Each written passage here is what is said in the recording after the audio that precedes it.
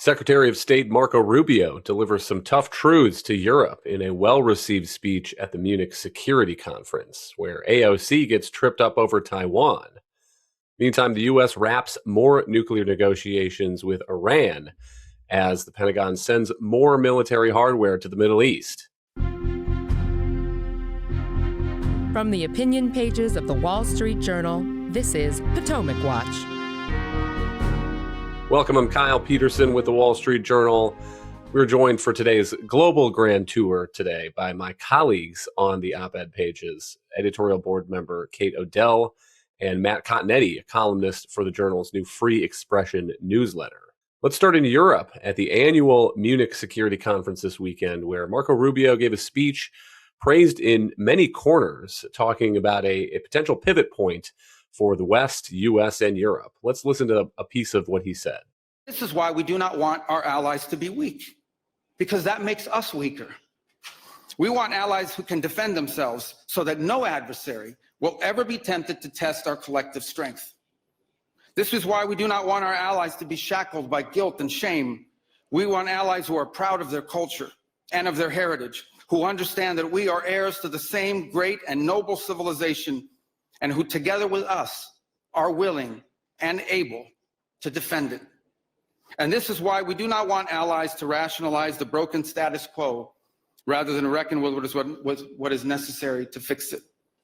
For we in America have no interest in being polite and orderly caretakers of the West's managed decline.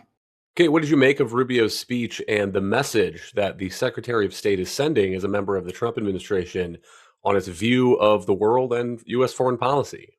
Well, Rubio offered a intense critique of Europe that we've heard before on migration, on climate, on European failures to take security and deterrence seriously. But I think it actually was new in some ways, because he rooted this critique in, I think, what I'm calling, different intellectual soil than what we heard last year at the same security conference from Vice President JD Vance. And what Marco, I think, essentially did was say that Western civilization, the creed behind it, needs to be renewed, and that the alliance is at another inflection point, like it was during the Cold War, where it has to face some pretty tough threats around it and make different choices. And that decline is a choice and not something that the West has to necessarily choose. So it's being compared to the speech at Munich last year. And whether, is this merely just a different tone? Is it the same critique of Europe, but it's just a different tone? I think it's more than that. I think it is substantively different from the Vance message. But even if it's just, tone, I think this represents an improvement in our ability to persuade our European allies to go along with us. I mean, in free societies, we rely on persuasion, and we're asking Europe to stop financing their global welfare states, to stop relying on adversaries for energy's difficult political trade-offs. Then we're going to need to inspire and encourage them to join us in that effort. And so I think it is an improvement on the U.S. leadership posture in relating to Europe. But I also think, and we can get more into this, I think it represents some kind of intellectual divides within the Trump administration, and that the reception Rubio is getting is a suggestion to me that what the vision he's offering, which I would say is from the Ronald Reagan Grand Strategic Playbook, is compelling, and it's unapologetic about the superiority of freedom. It is rooted in defending America from material threats. It is wary of that the world's problems can all go away if we just talk more or trade more. And so I think it's a fascinating moment for the Trump administration and represents, a possible different direction for the future of Trump's movement. On the point about the reception and the contrast that analysts are drawing with JD Vance's speech, let's listen to one more clip from Marco Rubio. This is why we Americans may sometimes come off as a little direct and urgent in our counsel. This is why President Trump demands seriousness and reciprocity from our friends here in Europe. The reason why, my friends, is because we care deeply. We care deeply about your future and ours. And if at times we disagree, our disagreements come from our profound sense of concern about a Europe with which we are connected, not just economically, not just militarily. We are connected spiritually, and we are connected culturally. We want Europe to be strong. We believe that Europe must survive because the two great wars of the last century serve for us as history's constant reminder that ultimately our destiny is and will always be intertwined with yours. Matt, the message there from Rubio, he's not backing off at all from President Trump's push to get Europe to spend more on its own defense, maybe to reform its welfare states in ways that would allow for increased military spending. But he's also suggesting that the U.S. and Europe are kindred spirits with intertwined futures. And the message, it's a contrast to the message sometimes given off by JD Vance and some in his coterie, which is kind of, Europe is the past and we are the future. Europe, who needs you? Well, the first thing to be said is Marco Rubio is just good at this. He's good at delivering a speech. He's always been good at it. That's why he's had such a remarkable rise in politics. And he also has more experience than Vice President Vance, not just in electoral politics, but in also addressing groups of diplomats like he encountered at Munich. The second thing to say is his speech emphasized, as we've been discussing, the cultural similarities and shared values, shared history of the United States and Europe, while also critiquing Europe's path, as Kate said, on climate, border, and defense.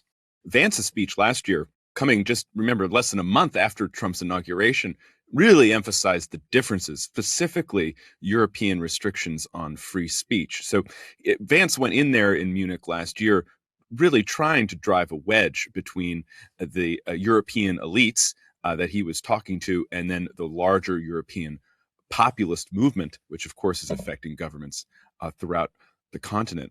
I would say also with Rubio, I've just been struck by the fact that there's an argument going on. I think people have a deep appetite for a logical, coherent narrative, explaining one's views, suggesting future policy directions. That's actually been in short supply, I'd say, in American politics for the past decade. And so I think one reason people reacted so positively to Secretary Rubio's address is that here we had a 30-minute speech where he explained where the United States is coming from. He set the policies in this civilizational context. He had some humor in there, and he talked about the stakes in the future. And so when I think about what this might mean for the future of the GOP, I'm not thinking so much about kind of the personalities. I'm thinking about, well, let's just have more arguments. It'd be helpful for everybody. Kate, how much does this speech and the contrast that we're talking about suggest to you, and maybe you were alluding to this earlier, the idea that there's kind of a tug of war inside the Trump administration sometimes on these foreign policy questions. And even the president himself speaks in ways that are pretty broad and maybe often overread by some of his biggest supporters when he talks about, we're going to bring U.S. forces home. I end wars. I don't start wars. I mean, some of his supporters in 2024, I think, have been surprised at how he has governed those strikes, very decisive U.S. strikes on Iran's nuclear program, his swift raid into Venezuela to capture Nicolas Maduro, the leader, the dictator of that country at the time. How do you read the Rubio speech in the context of thinking about how the White House is actually approaching these foreign policy problems and what the debate inside the Oval Office must be like with these figures? Well, there are at least 3, maybe 4 fundamental foreign policy camps represented in the Trump administration alone that are, kind of presenting their positions in different contexts. And we know the president is not fundamentally constrained by any of these worldviews, but he does listen to the arguments, and he does also pay attention to kind of the reception, how they're doing. Whether I'm sure the president has noticed that how well received the Rubio address has been, and how different elements of his domestic coalition liked the Rubio speech for different reasons, for whether for being candid with Europe or, having a larger creedal view of what Western civilization is. There were a lot of different pieces of the Trump coalition represented there. I will say, lurking in the background of the Rubio speech are a couple things. Rubio did not present Ukraine as the current dividing line for Western civilization, which it is. And so to not mention Ukraine as kind of the test that our adversaries are currently presenting us is an oversight and speaks to kind of the larger lack of coherent theory that the administration has on negotiations in Ukraine. And then the Ukraine question exists as sort of a Russian nesting doll inside the larger challenge from the Chinese Communist Party. And Rubio did not present the threat from the CCP as kind of the animating one. He did not make it kind of a new Cold War case that you might have expected to be kind of a logical outgrowth of what he's saying. That there is a kind of new inflection point for the European alliance.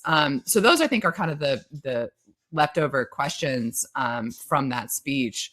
But it certainly, like I said, it represented, I think, a different approach from the Vance critique, which, like Matt was saying, kind of said, what's there left to preserve in this joint if the Europeans can't allow free speech and if their democracies are very fragile and whatnot? So it is a change in that regard. For now, this debate is contained, Matt, within Donald Trump's Oval Office, and Donald Trump is not constrained, I think, Kate is right about that, with any of these particular visions that are being laid out in front of him in any particular case. But where this really might break out is after President Trump leaves office. Real questions about the future of the Republican Party, what kind of figures might be vying to replace him.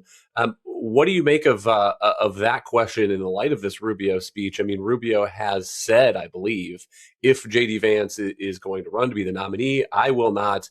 But that kind of a promise made in 2025, 2026 early, I'm not sure that the public would really hold him to that once we start getting to these primaries, maybe in 2027 or 8. It's still very early. President Trump himself was asked this question just after Rubio's speech. He said, look, I have 3 years left in office. I don't really need to make a decision now about who I'm going to endorse in 2028. It's notable, though, that President Trump never mentions either Vance or Rubio in isolation. He always groups the two names together. So when asked about his potential successor, and he'll often lead with Rubio, which I think is funny. He'll often start by saying Marco is great, and then he'll say, of course, JD Vance is great too. JD Vance himself was asked about this by Martha McCallum on Fox, and he tried to laugh it off. He dodged the question. I think there's no question that right now Vance is the presumptive frontrunner for the 2028 Republican nomination. He has a huge lead in all of the public polling we've seen. He's amassed an extensive fundraising network. And of course, he has the support from key figures within the Trump coalition. That said, Trump's unpredictability in the world stage also extends to his unpredictability in electoral politics. He often finds clever ways to endorse everybody or to avoid making a hard decision. And I expect his background as a television producer will lead him to kind of play out this endorsement process for as long as he can. Speaking of future potential national figures, Alexandria Ocasio-Cortez, the Democratic Socialist Congresswoman from New York, was also in Munich and is getting some attention for getting tripped up on a question about Taiwan. Let's listen to that. Would and should the U.S. actually commit U.S. troops to defend Taiwan if China were to move? I think that this is such a, I think that this is this is, of course, a very longstanding policy of the United States. And I think what we are hoping for is that we want to make sure that we never get to that point. And we want to make sure that we are moving in all of our economic research and our global positions to avoid any such confrontation and for that question to even arise. Kate, how do you grade that response? And maybe we need to pull out the pain scale that the doctor's office sometimes grabs from the drawer. Yeah, I mean, it's at least a 7. It's painful to listen to. And I mean, the obvious point is that she has not clearly not given much thought to what is increasingly one of the most pressing questions in the world, which is whether, would and should the United States defend Taiwan. It's also notable because most politicians would take an out to this question because the United States maintains a policy of what's called strategic ambiguity, where it declines to say how it would handle a crisis in the Taiwan Strait. The U.S. Does say that it would treat anything that happened, unilateral change in the status quo is the exact language, as a grave concern to the United States, but it does not kind of get more specific than that. So she could have just reiterated her support for that. Now, I guess I will say, if I'm really looking for a pony in here somewhere, given how progressive, the progressive wing of the party that she comes from, I guess I was sort of surprised that she even said that it would be nice, we all want to avoid getting to that point. I mean, it would have been somewhat imaginable that she might have said that the real war is for free college, or express some degree of sympathy with the Marxist-Leninist project in Beijing. But I think anybody who listens to that clip is hopefully going to conclude that she is not ready for the primetime scrutiny that a presidential campaign would bring to her. Meantime, the U.S. wrapping new nuclear negotiations with Iran in Geneva. Let's listen to a clip of JD Vance on Fox News explaining his view of these talks. One thing about the negotiation I will say this morning is, in some ways it went well. They agreed to meet afterwards. But in other ways, it was very clear that the president has set some red lines that the Iranians are not yet willing to actually acknowledge and work through. So we're going to keep on working it. But of course, the president reserves the ability to say when he thinks that diplomacy has reached its natural end. We hope we don't get to that point. But if we do, that'll be the president's call. Matt, mixed reads of this negotiation in Geneva. So Iran's foreign minister is saying that there was, quote, good progress made for what that's worth. Others suggesting that there's, progress toward identifying common goals, one of those classic agreements to meet to figure out an agreement at a later time. But it's notable the real serious U.S. military firepower that is also approaching the Middle East, a second carrier strike group. Reports that the U.S. is moving some fighter jets into the region. What's your view of Trump's decision point, maybe here is the way to put it?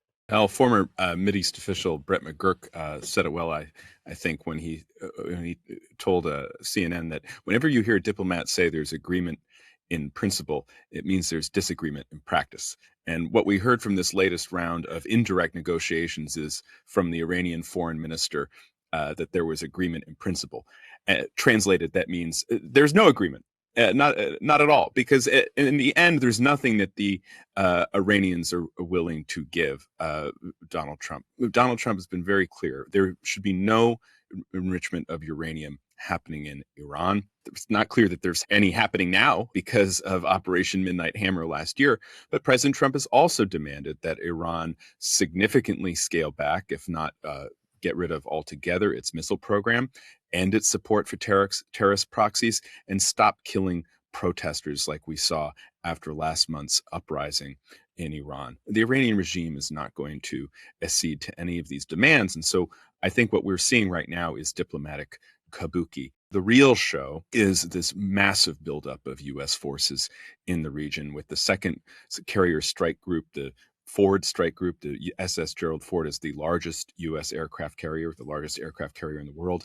It's headed to the region. There were two carrier strike groups before Operation Midnight Hammer last year.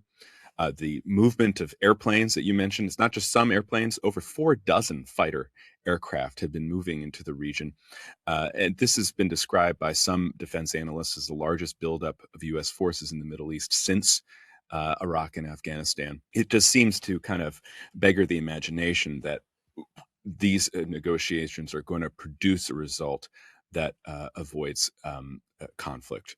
Kate, what's your view of that question? The assets, military assets that are being moved in, and I mean, it does seem like a strange moment to be imagining some kind of deal between the United States and Iran, because as Matt lays out, the U.S. strikes seem to have dealt a very heavy blow to Iran's nuclear program. And so you would have to have some kind of deal that would go beyond that, maybe, the Iranian agreement to stop supporting terrorism across the globe, or to give up its missile program, things that the regime in Tehran has not been willing so far at all to do. And I'm not sure what optimism there might be that would ever be in the cards, given the nature of the regime. And so, maybe this is just another attempt by Iran to buy more time, drag out negotiations, kind of a classic tactic that Tehran has used.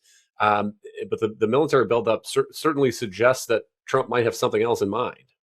I agree that it's in the DNA of the Iranian regime to spread terror throughout the region. And so I would not be optimistic that they're going to offer any real concessions. I think it's notable that so far they seem to be offering non-concessions, such as maybe a pause in enrichment, which they're not in any position to do right now anyway, because of a visit they were paid by US B-2 bombers. And so it does not look like there is really any deal to be had here. I'd put a couple more points on the bulletin board about this military buildup, because a few specific types of assets that have been moving into the region, one of which is, airborne control and command platforms that help us coordinate strikes, another, fifth generation F-22 fighters. These are kind of assets that we do not just move into theater capriciously or without a plan. And so it suggests to me that a strike might be happening quite soon. Also, the types of assets we've moved into the region do suggest to me that we are preparing, not just preparing for retaliation after a one-time strike, but could be prepared for a much larger military campaign here, or at least something that lasts more than a pinprick strike. There's just too much force, including tanking assets, such a big percentage of our fighter fleet, including specialized F-16s that suppress enemy air defenses, just assets that make it look both quite urgent and potentially protracted beyond merely responding to an Iranian response. And I think given the available deals on offer, that is the president's best option at this point, because he's not going to change the DNA of a revolutionary regime. He's given them ample opportunity to do that. He has armed his diplomacy to show them he is serious about using force if they don't negotiate. And it looks like, to borrow something that the former Secretary of State, Mike Pompeo, said on television recently, it looks like this time the Iranian regime is willing to go down with the ship. And I think that's accurate. Thank you, Kate and Matt. Thank you all for listening. You can email us at pwpodcast@wsj.com. If you like the show, please hit that subscribe button, and we'll be back tomorrow with another edition of Potomac Watch.